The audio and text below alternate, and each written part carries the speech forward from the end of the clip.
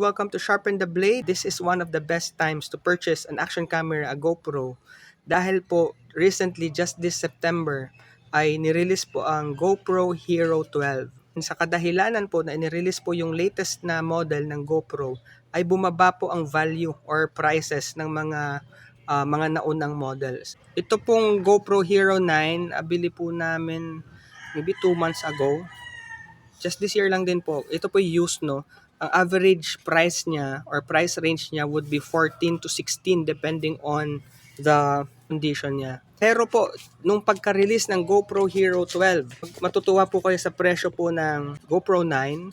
Bumaba po ito to 14. May nakikita pa ako ng 13. At kapag rush, minsan nga may 12.5 pa na rush na GoPro 9.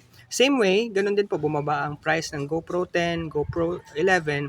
So I suggest and recommend this is the one of the best times to purchase a GoPro camera.